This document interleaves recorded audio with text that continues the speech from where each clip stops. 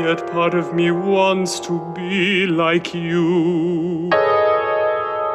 Part of me wants to be like you, nice, ordinary, dull. And yet, like you, part of me wants to be loved. What if I could find a woman who would love only me?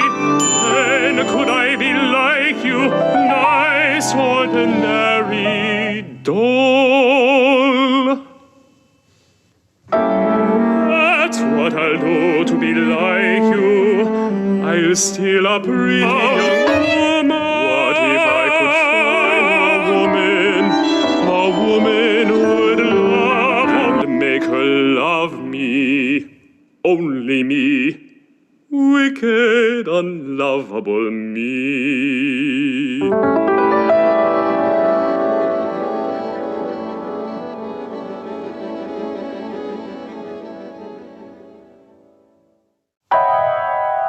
You hold me too tight. You need me too much. I'll drown in your need for my love. I want to go home. I want to go home. Please let me go home. I don't love you. I can't love you. This is not my home. I wanna go home. Do you think you're easy to love? I'd rather you were dead or baked into gingerbread. If you can't love me back, then I will make your life as hard as mine. I'll cast a spell, I'll turn you into a gnome, a misshapen thing that no one will love. Unlovable like me, ugly and bitter like me. Like me, you'll have magic, the power to cast spells, but your love. Oh, hey, everybody. I'm Robert Merrill. Welcome to the Rhymes with Opera SoCal Cyber Salon. I was just telling this group of folks that you're seeing pop online here. One of the things that we're most grateful for during social distancing, during COVID-19, with this pandemic, is that we get the opportunity to feature wonderful artists from all over the country. And that's something we couldn't do with a salon usually. So, you know, finding things to be grateful for. If you've never been to a salon before, a cyber salon before, what it is, it's like an informal evening of music making with some friends of Rhymes with Opera. Specifically, tonight is Friends of Bonnie Lander, because this is a SoCal salon. And while I do love SoCal, I've only been to Los Angeles, I think twice, and once was for Elizabeth Halliday's wedding. Not for a long time, and only been to San Diego once too.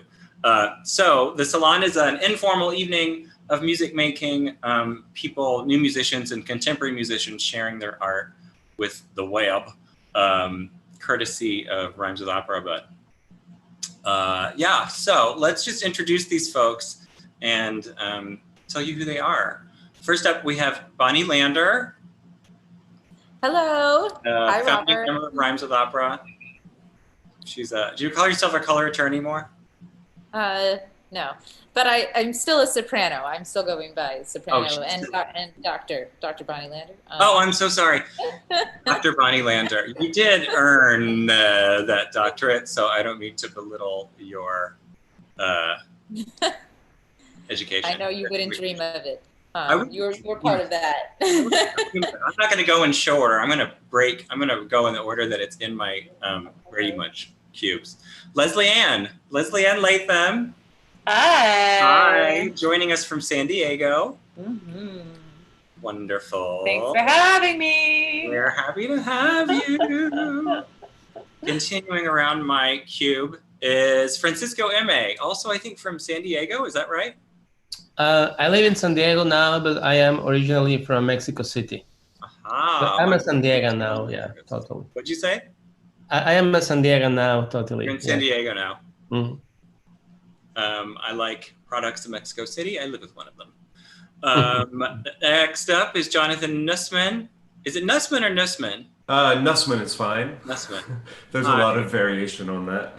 Yeah, but what's the right way? We were just talking about We say Nussman in my family. Nussman. Yeah.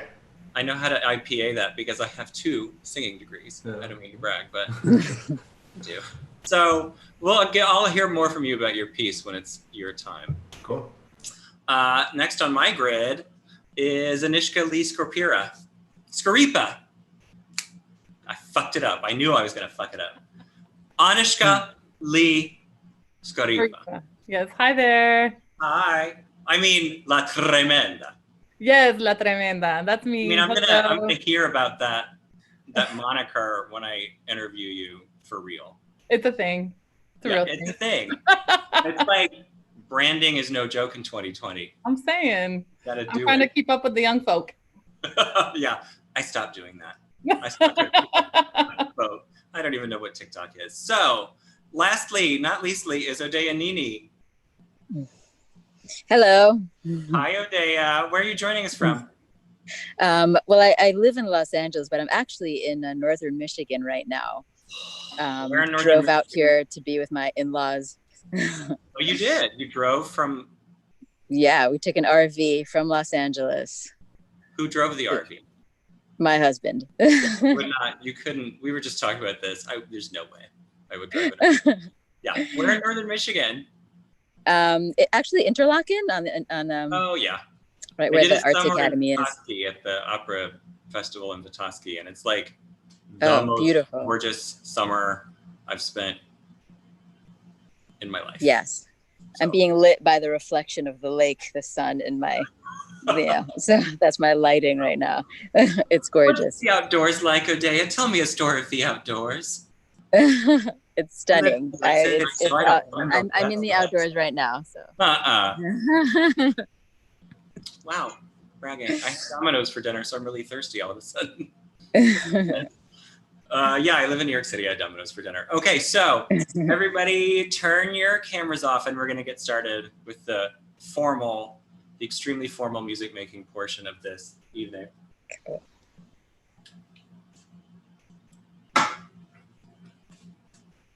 Okay, now, drum roll please, not really.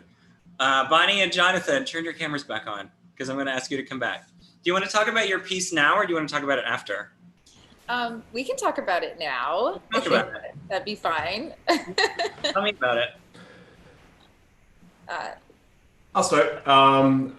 This piece, I don't know, we've been working on it in different forms for 3 years, 4 years maybe. It's been a while. It first started as an idea that I had where I wanted to do a performance in a particularly strangely shaped closet in the music building at UCSD. I kind of had this idea that I wanted to do a tiny little opera for audiences of like 3 to 5 people. And when thinking about who I would want to make music in a confined space with, Bonnie Lander was the top of the list. That makes one of us. I've been there. I've done opera in deadly spaces with Bonnie Lander. We've made it through. We lived. So 3 years, you said, 2 or 3 years in gestation. Has it been performed in the closet? Yes. We did a series. We did an installation for our program's spring festival, and we actually had like yeah. I know it's funny because I remember Jonathan coming up to me in the hallways and being like, "I want to make music with you in a closet," and I was like, "I'm all in." Like, that sounds great. First time today I've heard that. And but so what we did was we made a whole installation out of it. So people would come in from the other side of the room and they'd come in through the stage area where we had another installation set up. And then we'd lead them into a closet and we would play this track and then we'd improvise to the track, which is the track you're about to hear, In the Dark. Yeah. And then a few weeks ago, Jonathan got it remastered, the track remastered in stereo. So, and it really sounds really nice. So I'm trying to become a video artist now, and I made a video to go with it. So trying to really capture that closet feeling from the first one. Good. Did you film a closet? How did you make the video? Well, I had, let's see, how did I make the video? I asked Jonathan to send me some videos of him in his closet with a I got in my closet and filmed some video. I mean, you're in Southern California, so you can actually do that. Yeah. Mm-hmm. I have a pretty decently sized closet. Yeah, so that is, sorry, just getting some text about the stream. Doing a little double duty here. Oh, Yeah. sorry. I thought you were looking up stuff about the piece. Oh, no. No. Yeah, so basically Jonathan sent me some videos. I made a few videos and I put them together into this kind of like very abstract relationship, but just trying to get some of that claustrophobic feeling. So it is, I mean, generally the piece is about claustrophobia and you can kind of interpret that however it affects you the most, but we meant it to be like a very like intense, like compressed piece. And we performed it like in intervals of like 15 minutes for a few hours for the day. But now it's becoming this video piece, and I think it's going to be pretty good for the work. Have either of you done installation opera before, like space specific opera? Yeah, I have. The first thing that comes to mind is actually the one that Bonnie did. And Leslie was in it as well. What, Cantata for a Loop Trail? Or The one outside. Cantata for a Loop Trail, also known as Oh yeah. Last Opera Singer That's Camp. a Rhapsody Yeah. opera. Leslie and I were in an outdoor version of Purcell. Queen of Carthage. Queen of Carthage, Leslie Ann. Yes, Queen of Carthage. It was a Dido and Aeneas, thank you, Leslie, reinterpretation. And we did that outside in front of like the cliffs of La Jolla. So the backdrop was the ocean and it happened at sunset. Was it amplified? No. Oh God, no way. I'm already getting, my larynx is rising just thinking about it. Okay, let's watch this video. Thank you. Thank you, Robert. Hit it, Lily.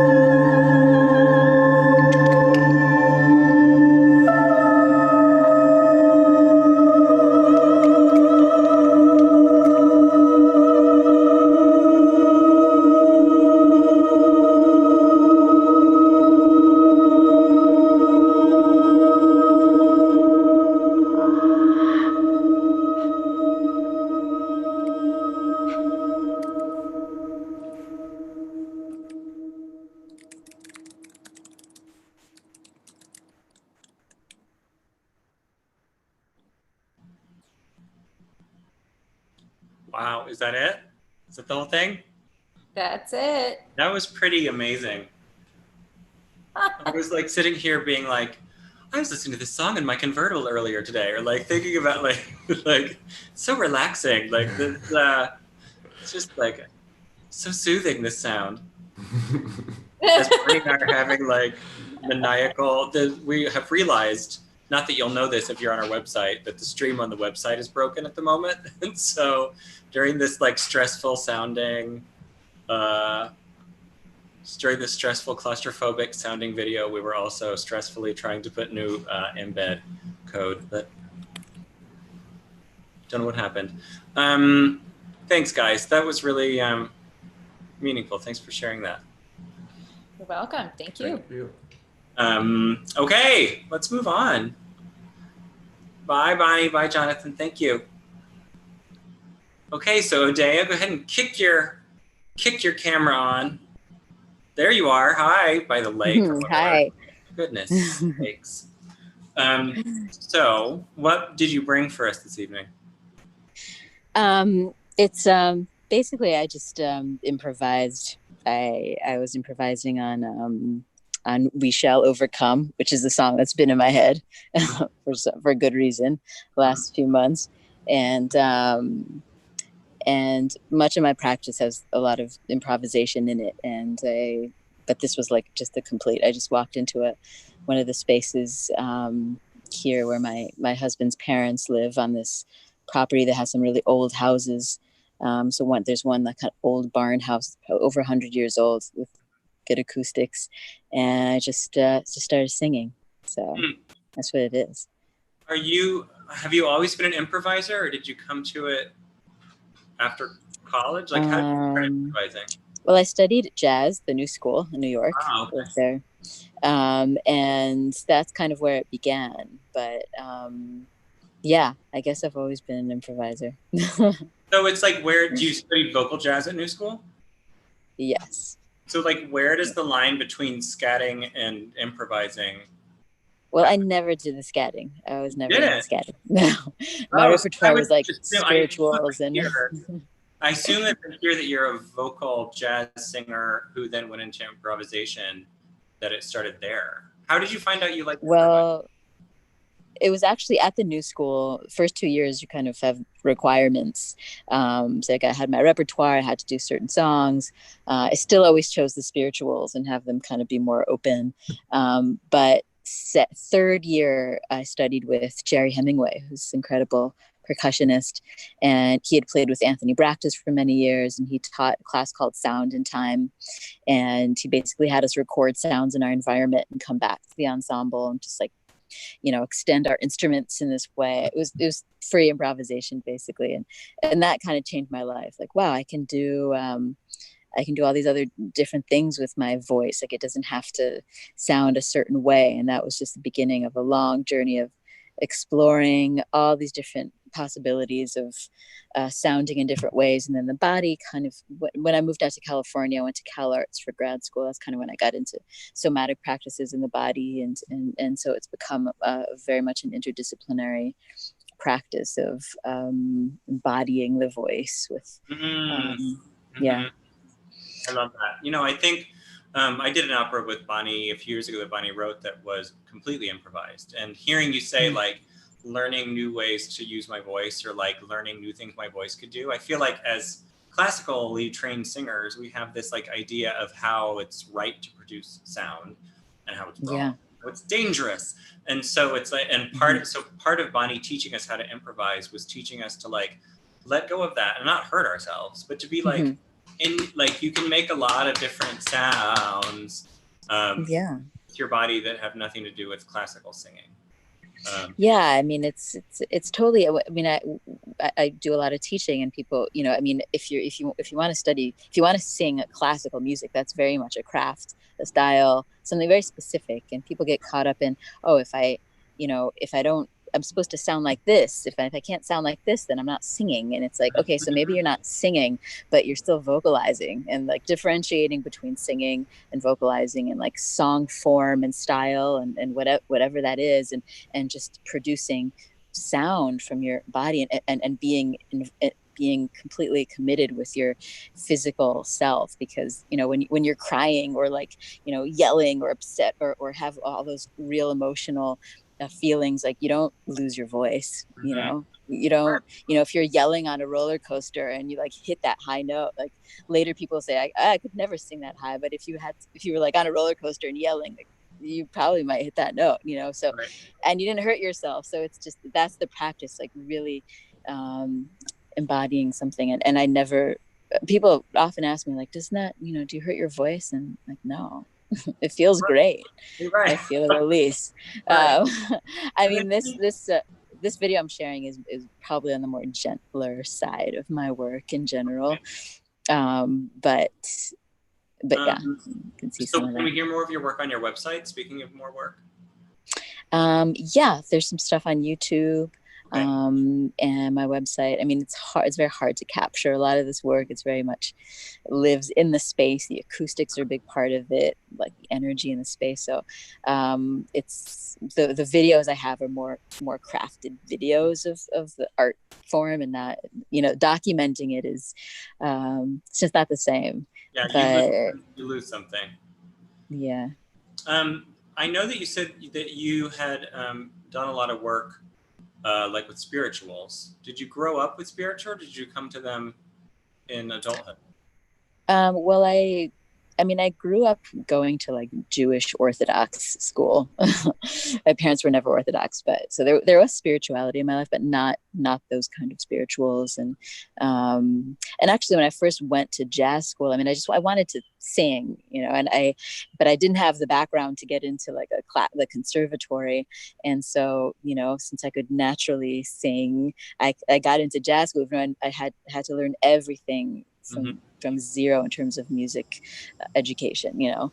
I had played piano for many years, but that's it. But I remember thinking, jazz, like a jazz singer, like that's really not, it's not my culture. Like, how am I gonna, like, I don't really want to sing jazz. I feel like it's like not in my soul, But then I learned so much more about jazz and especially spirituals, and it's just, I mean, it's just connecting to that was really natural for me. I just felt like, yeah. So, and the openness in them, where you can kind of do all these different things. You don't have to like, rhythm is something I'm not really into.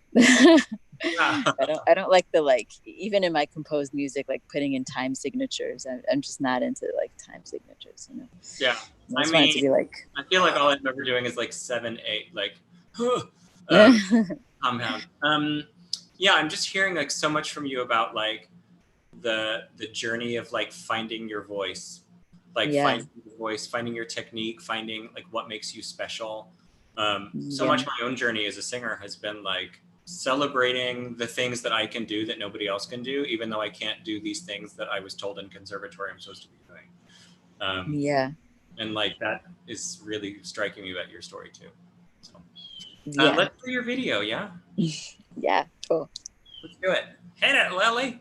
Thank you. Thank you.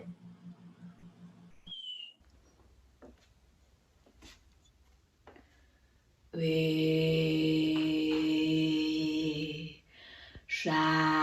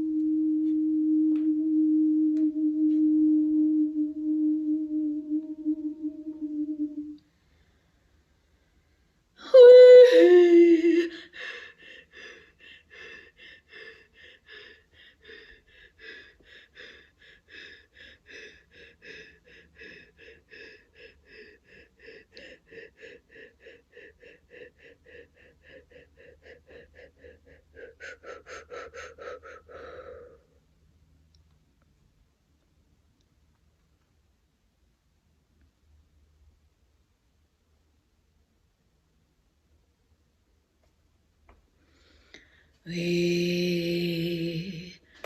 shall overcome.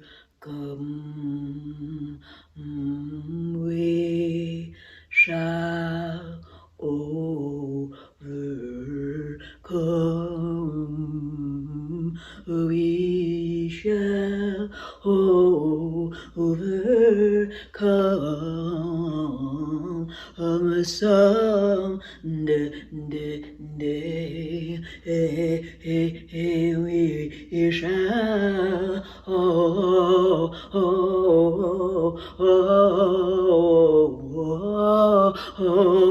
overcome. Someday, day.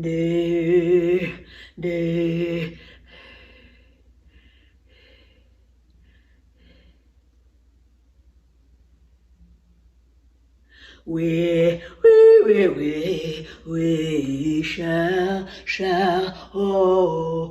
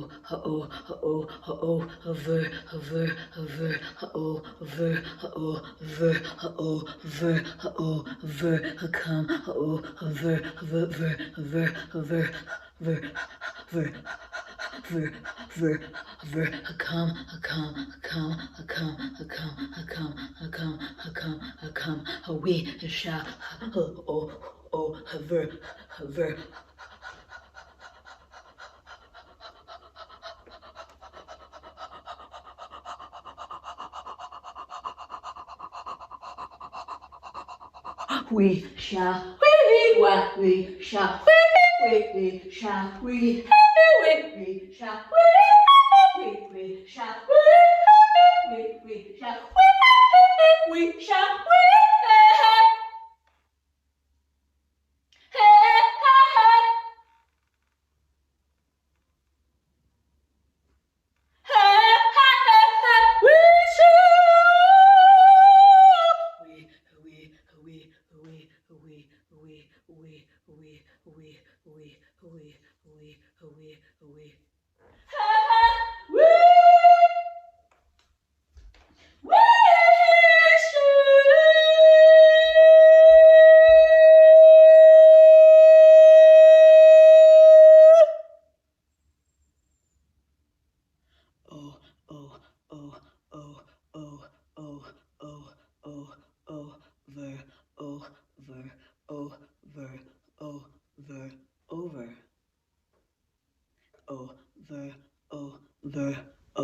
over. We shall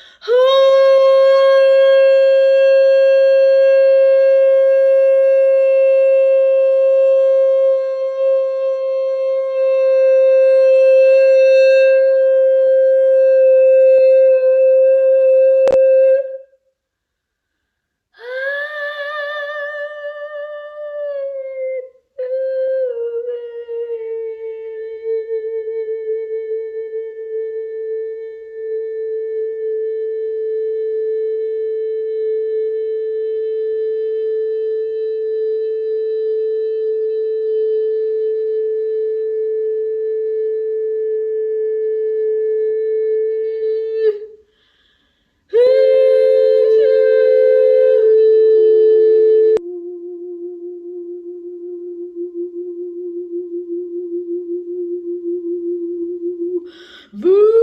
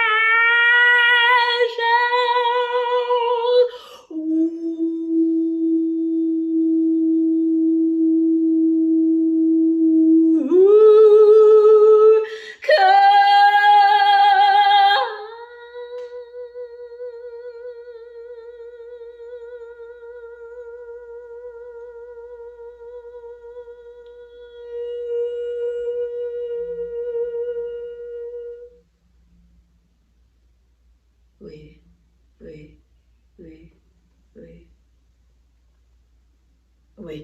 we, we, we, you, you, you, you, you, you, you, you, I,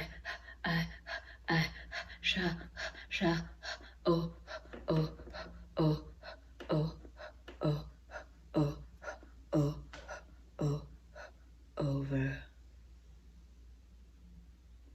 over, over.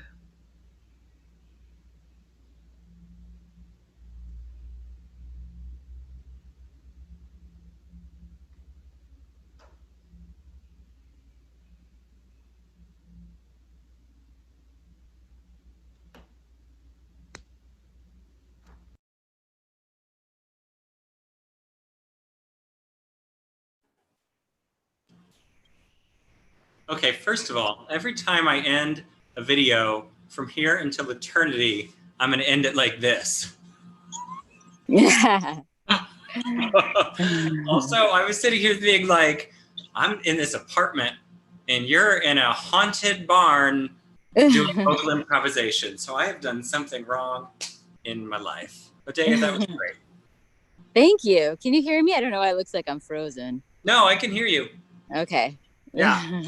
Thank Thank you for awesome. being Thanks. here. Thanks for having me. We'll see you soon. Thank you again. All right. Bye. Okay, it looks like just in the nick of time, Leslie Ann Latham is back. Oh, Woo! oh my God. Nice try, makers of Zoom. Leslie's Did it. crashed, and I was getting all these panic messages from Bonnie that's like, if she's not back, just start the video. And like, as I was about to introduce her, she came back. So, nice try, makers of computer products. Okay. Leslie Ann Latham. Hey, nothing went wrong at all. Everything's Oh, fine. You're amazing, and you dressed up, at least from the waist up, for this situation. You put on a mug. I did that for you. So you're calling from San Diego?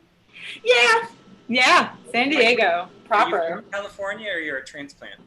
I'm a transplant. I'm from, I've lived all over, like, I'm from South Texas, lived in Las Vegas, went to college there. Then I did grad school in Boston, and then grad school part 2, Electric Boogaloo in San Diego. And then I stayed because it's nice here. Gorgeous there. Where in South Texas are you from?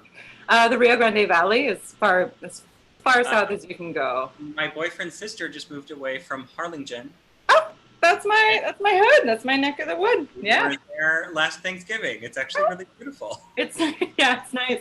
Grew up with a bunch of like ruby red grapefruit orchards behind my house, and yeah, it's kind of awesome. Were you a singer back then? I mean, I guess like as much as any kid sort of sings to themselves all the time to avoid interacting with other people. They sing to themselves all the time. I think, is that unique to us, or do kids do that? I don't know. I thought everybody did. I thought everybody did that. Ignore kids, Leslie. What did you do your grad school in? In opera performance at Boston Conservatory, and then at UCSD in experimental music performance. So, when did you come to experimental music? Sort of like in secret in the conservatory.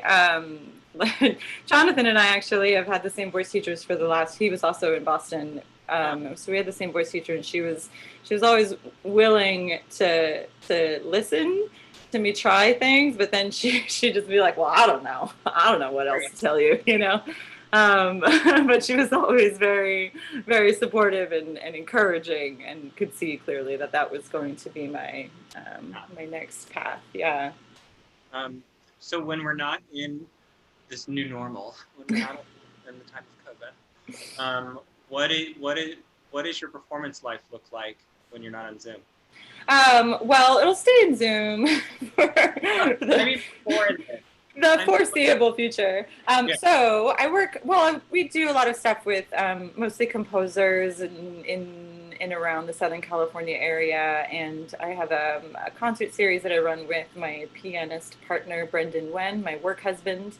And we're called Project Link, and we do experimental concerts that incorporate repertoire and newly written pieces, but all done in collaboration with a video artist. So there's some sort of installation component with each piece that we perform. Wow. Yeah. Nice. Isn't it like a unique joy of our lives to get to work with living composers? That's so good. It's so good. Yeah. I don't know. I don't want to get mushy. People think I have feelings. Speaking about this piece, because we changed pieces at the last minute, and I don't know anything about this piece that we're going to hear tonight.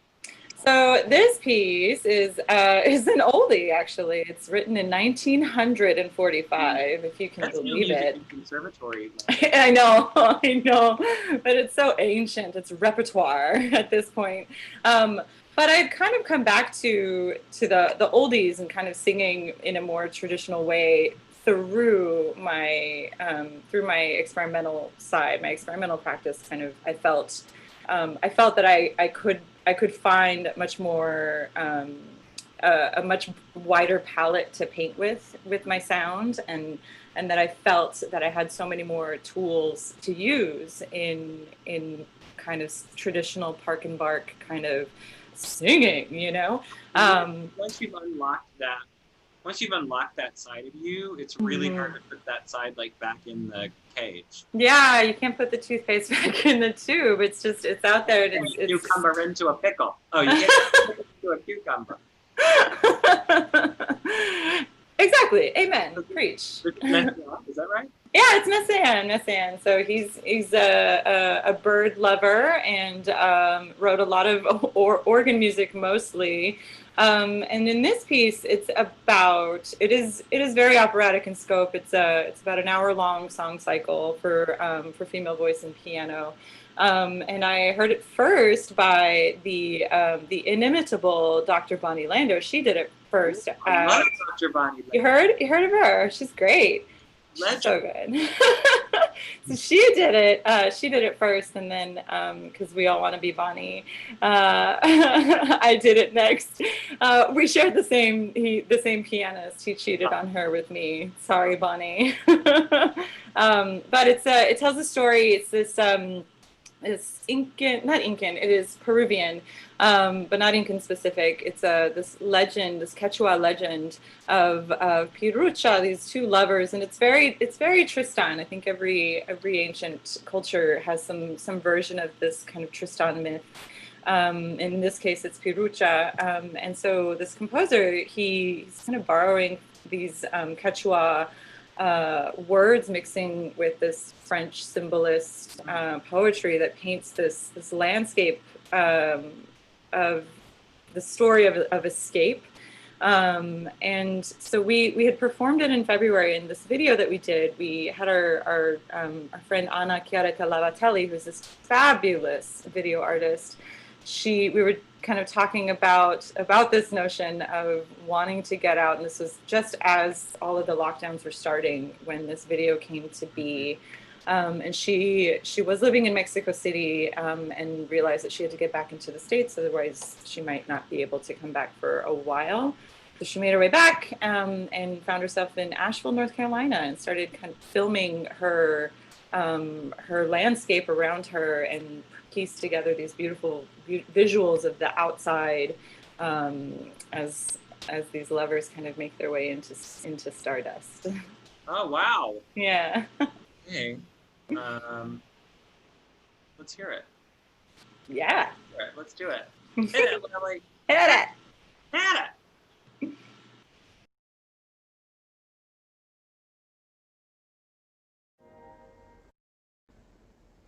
Thank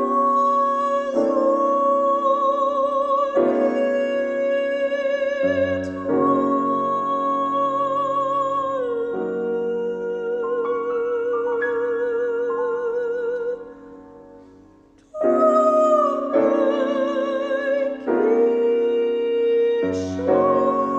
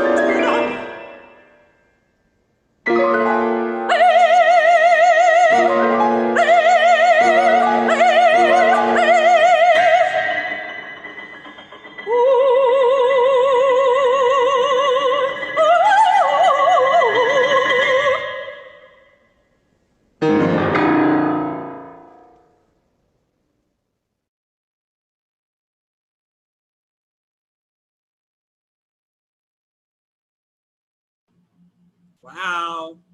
This is what I like about operatic singers. Or, you talked to Leslie before, and she's like, yeah, hey, whatever. It's cool. I made this video. And then it's like, opens her head, and it's this like incredible, beautiful singing. Gorgeous. Thank you. Also, it took me way too long to understand that your image was projected on foliage. I was like, that is a really nice digital effect that they've done there. That it's like, no, it's just projected on leaves. It really was gorgeous. Thank you. Yeah. Like cringing a little bit over in the back. What? Where are you cringing? Oh, come on. The same old singer nonsense. I love hearing the myself. way we sound. Oh, Please. I know. But thank you so much. Thank you. Thank you for being here, Leslie. My pleasure, y'all. Okay, lastly but not leastly, we have Francisco M. with Anushka Lee Skoripa. Hey, guys. Hello. There you are. Hi, thanks for joining us. Thank you for having us. So, Francisco, you're in San Diego. Anushka, you're in San Diego, but in different houses. Yes. I need you to confirm that you're respecting social distancing. Yes. Mhm. We're quarantining. You guys, what'd you say? We're quarantining. Okay, good. Same. How'd you guys meet each other? I think it was a friend of ours who introduced us. I initially worked with Anushka, working on her website, recording some videos. I do a lot of stuff around the music production or the music arts. And that's how we met. And then we started collaborating in other ways. And we've been working on this piece of music for a while. Oh, for how long have you been working on the piece of music? So I think we started like a year and a half ago with the first rehearsal. We have performed this piece maybe a couple of times, 3 times, San Diego and Tijuana. And we just met this Wednesday to record it together. What was the genesis? Where did it start from? So this piece is part of it's kind of an opera, you can call it like that, about violence that is accepted and that is legal. So every scene talks about a different kind of violence. So Anushka is playing a character. It's a survivor of a bombing in Ghouta, which is a neighborhood in Syria around Damascus. So the whole thing is like maybe 30 minutes long, and Anushka is playing a part in this piece. And so are they different scenes or different arias? Different scenes, different characters. One of them is Anushka. The other one is a guy who was incarcerated. So the other one is a woman who was sexually assaulted in an alley. So there's different stages. They are not really connected. They happen in different times in history, in different moments, in different cities. But the theme is what puts everything together. So Anushka, La Tremenda. La Tremenda. Yeah. Tell me about this moniker that you've taken on. Well, it was kind of given to me. I worked for a long time. I worked in a kitchen, and it's tight spaces, tight quarters in a kitchen, and a lot of my coworkers just started referring to me as La Tremenda because they would be trying to get around me or we're always trying to squeeze through. And most of my life I kind of shied away from the fact that I'm 5'12" and big boned, and Are you 6 foot? I'm 5'12". It sounds more ladylike. My sister's 6 foot and proud of it. I enjoy being 5'12" because it makes people think. They go, wait, what? But I just decided I got to a certain point in my life where I was, especially in the opera world and in the professional singing world, there's just so much discrimination that's like blatantly accepted, and encouraged and like just taught as fact, as like unquestionable, as objective, and it's highly subjective. And in part of my reforming my career, I just decided like, no, I'm tremenda. Like that's who I am. I mean, I spent 10 years in the kitchen being tremenda, and like going back and forth between San Diego Opera and the kitchen, and back and forth and back and forth. And in one place I was accepted and celebrated, and this other place I was not. And so I just decided like, no, I'm done with that. So here I am. I'm Nishi La Tremenda, and I've got a big voice. Exactly. And then you're a dramatic soprano, so it's just like it's perfect. Like, yeah, you know, the thing about like showing up to auditions and before you ever open your head, it's like, you're not a so-and-so. It's just like that. It's at the core of why I so greatly prefer working on new music and working contemporary music, because it's like, I never want to hear again that I sang the wrong boring cadenza, right? I also never want to hear again that I'm too short or too skinny or too gay acting or too hairy or too like, fill in the blank. Right. And I think that like it impacts us in bigger ways. Like one of the things I've been working on with my voice teacher in the last couple of years is he goes, it's like there's a lid on your sound. Like we need to take the lid off. And I mean, I never imagined, because I always had a big voice, that there was more, that it was an even bigger instrument. And that all turned out to be true. And I feel like that's all part of it. It's just being like, I'm a big girl, and I have a big sound, and I'm going to own it. And so here I am, Nishi La Tremenda. Oh gosh. Well, go ahead. What'd you say? No, that's just what it is. Yeah. How can you translate tremenda? Oh, tremenda is like tremendous, or like bigger than life, kind of. There's also like a good song that like that it mostly came from, where they talk about having a tremenda, fill in the blank. I don't understand what you mean. I need you to say the specific word. It's I guess if it's an English audience, it doesn't matter. Culo. People, everyone is going to know what that means. Look it up. It's a great song. It's a great song. It's a good time. Is there anything else you want to tell us about the video before we watch it? I'm excited to watch it too. This will be my first time seeing it. I just want to thank everyone for the opportunity to be here, and for having this opportunity this week to sing and to feel like a real human being again. Like I've just been really trying to wrap my brain around the quarantine, trying to wrap my brain around like who I am as a singer. Leading up to all this, I had recorded an album. I was gonna go to New York and do some auditions and competitions, and I kind of was like revamping and rebooting my career, and then the world shut down. And so I've just been kind of in a headspace of trying to figure out the world. And so to have this week, like I had to put on real pants and real shoes, and I left the house, and I got to be a singer. I got to be a musician. And so thank you. I'm just really appreciative for that. Yeah, well, I mean, yeah, I think you hit the nail on the head. It's like, you know, we've always, I think, as singers had to like if we want to be happy in our careers, we've had to make our own opportunities. But now it feels like having to make our own opportunities and be recording engineers. And what does it mean now that I have to sing into a box in my living room instead of in a much bigger space, and making peace with my instrument in a completely different place. Yeah. Well, and what motivates me as an artist is the connection. Like a few years ago, I discovered like I love being an ensemble musician. I don't necessarily want to be a solo musician. And so to have found my groove, and I got a band together and we're recording and it's fantastic. And then to lose all this ensemble that I treasure has been hard. And that connection, either with the band or with the audience. So I mean, there's nothing like singing with another person.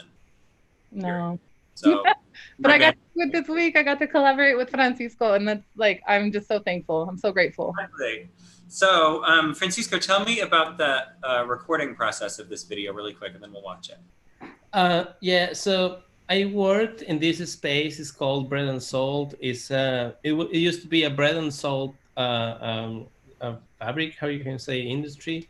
Factory. Now, it was a Wonder Bread factory. Yeah, and now it's just it's a building that is used for artistic purposes.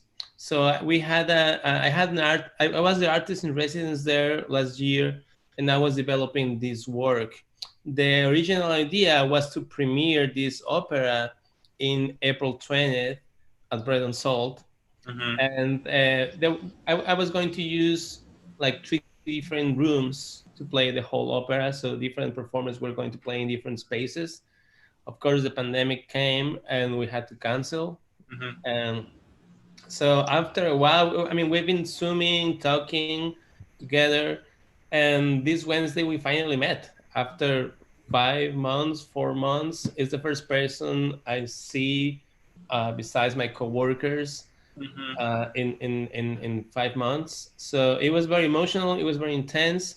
And we recorded audio, we recorded video, and we enjoyed the space because it's a beautiful space.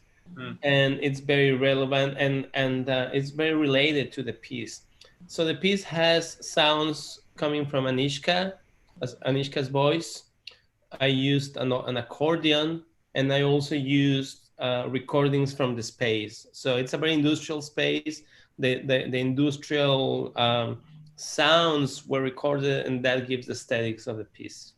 Wow. And did you treat them in post in any way, or? Yeah. So my practice is mostly making music with electronic sounds or electroacoustic sounds. So I mostly record things and then process them, and then I make the music. So that's the same thing I did.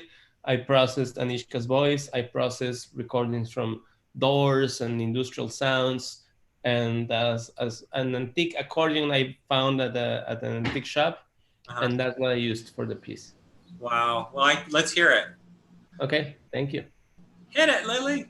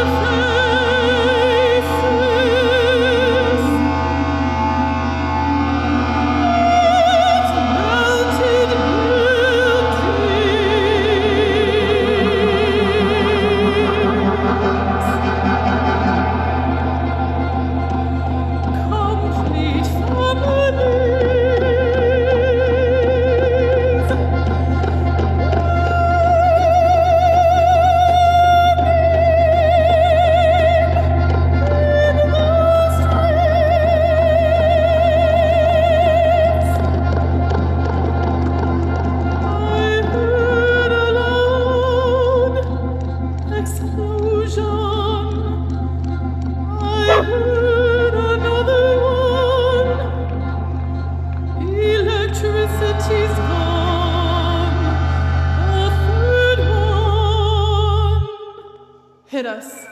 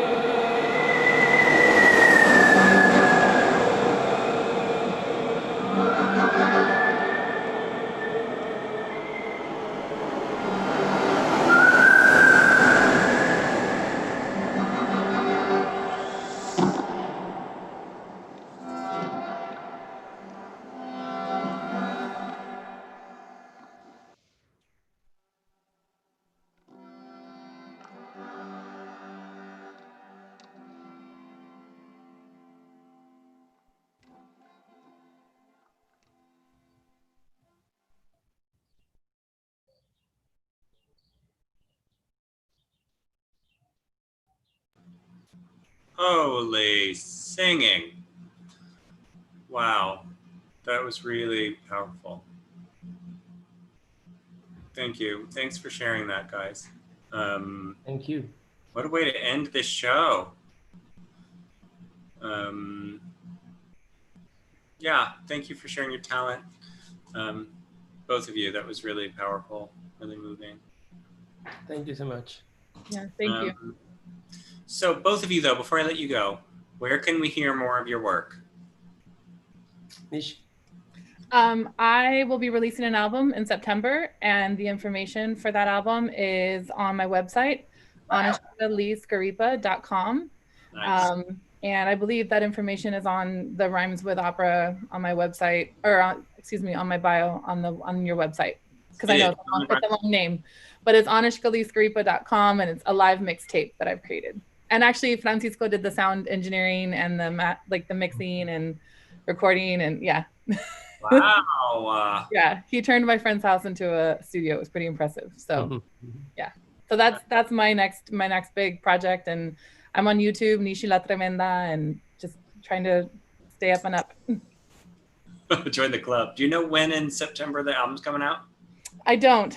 I'm still working through some of the details, but September is my goal, and it's going to happen come hell or high water. Well, if you ever need to talk about it, I am in the process of putting a record out, and I'm going down that road. So just email me, because I can talk about it. If you ever need to complain or whatever. It's complicated, more so than I even imagined. But if you have any questions, you can email me. We're on camera, aren't we? Francisco, tell me where we can find more of your music. You can find on my website, of course, franciscoeme.com. I think there's a couple of albums on Spotify, iTunes. I have a Bandcamp as well. I don't have a lot of music. I have like maybe 5 things online that people can listen to. And this is supposed to become an album soon instead of a concert. It's going to be an album hopefully before the end of this year. Amazing. Yeah, so we shot several birds at once, because we recorded a video and the audio for the album this Wednesday and the audio for this performance. Great. Good. Well, I'm happy that we could push the album along a little bit then. So, okay, well, everybody, that's the end of our show. Performers, if you're still around and you still have tops on, remember we discussed this before the show, that requirements are tops and no vaping. Those are the rules. No vaping. I'm kind of actually surprised that Bonnie has a top on, to be honest. I kind of thought maybe, she lives in Baltimore. Things get wild down there after 9 o'clock. I've been there for years. I'm the only one with the top on in the room, that's for sure. I mean, exactly. Tops are coming off in like 2 minutes. So, okay, everybody. Well, thank you again for joining us here on the Rhymes with Opera Salon. Please go to rhymeswithopera.org, where you can find out more information about all of these artists. If you came in late and you want to check out the rest of the show, it's going to be archived on Facebook. So you can check out the whole show. If you want to watch it again tomorrow and the day after that and the day after that, and it becomes the only thing that makes you feel better, it's free, so you might as well. So guys, thank you for sharing your talent, and Internet, we'll see you soon. Thank you. Bye.